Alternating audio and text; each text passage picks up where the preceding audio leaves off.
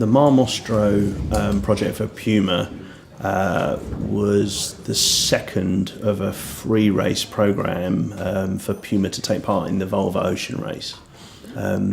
We had been lucky enough to be involved from the off, so we did the first race yacht, and it was quite a disciplined process, really all about the yacht and the livery of the yacht. And we didn't extend the project, much further than that.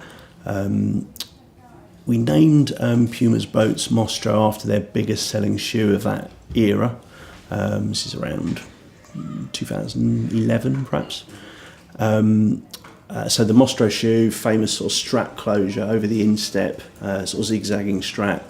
So literally the design for the Mostro livery was to take this idea of a shoe and putting it in the water, 70-foot yacht hull that doubles as the Puma Mostro shoe. Puma finished third in that race, absolutely determined to win the VOLVO Ocean Race. It's biannual, so 2 years before we're getting to go again. And this time, how can we be faster, meaner, leaner, and try to win this thing. Second time around, we wanted to go one further. We developed a livery idea which we called Mostro. Mostro, the shoe name, Mostro translates as monster. It's an Italian word for monster. So Mostro is monster of the sea. We just felt that was irresistible.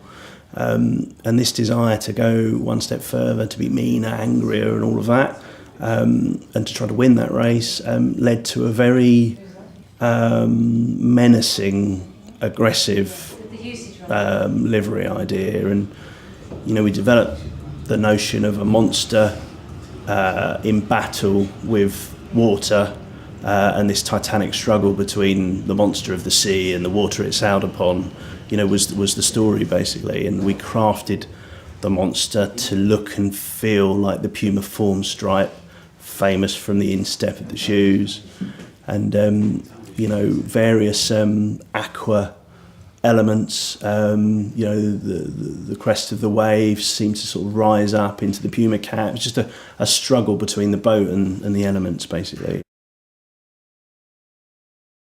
Ultimately, the skipper, Ken Reed, he really wanted a naked carbon fibre boat. He would have loved a small Puma logo somewhere in the corner of a sail, and for the thing to have raced pretty naked and pretty raw. The raw look, was compatible with the graphic idea. We wanted raw too. So there was a battle, if you like, between Puma's desire to take the brand expression opportunity, but also their desire to win. Wrapping with vinyl adds a certain amount of weight per metre square. In the end, we produced 2 metre square tiles, one wrapped with vinyl, computer graphically printed, and one, produced by an airbrush artist as a complete replica of the graphic files.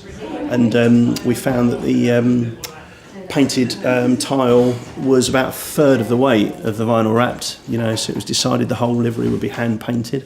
It was about 800 hours for a team of 12 people to paint the livery by hand. Because of the travelling nature of the branded entity, we were able to think about what Puma's sort of harbourside presence would look like. So, Puma City was evolved from Race 1, working with a company called Low-Tech, who built a kind of structure out of shipping containers that was reappropriated inside to feel like a Puma store. We did all the interiors of this Puma City shipping container stack. It was very asymmetric the way it was organised on the quayside. We put a little bar next door, had tentacles kind of coming out of the roof, and it was a real destination, the kind of Puma City harbourside, and that would pop up at each race city. We did a campaign of outdoor posters, some of which were giant, the sort of size of a sort of harbour dockside building, completely dominated by one of these posters that would talk about the monster coming. We did 5 of those for 5 different import race cities. we also took it into a range of kid products for kids, and this angry beast called Mostro got taken down somewhat into a kid's character called Marmo, shortened Mostro. We organised to have Marmo made into a sort of 8-foot suit that a Puma guy would wear and walk up and down the harbour side trying to get kids to come to Puma City, and we developed a children's story called Save Our Seas that highlighted the sustainability plight of the oceans, and kids were invited for free to Puma City and they would have the story read by this giant execution of Marmo. We always try to over-deliver in terms of maximising the opportunity that we think the client has. So, we listen carefully, very carefully, to what we're asked to do, but we are quite quickly thinking about what we haven't been asked to do, and as to whether it would be the right thing, to present ideas, on that too. So, for us, one doesn't come without the other.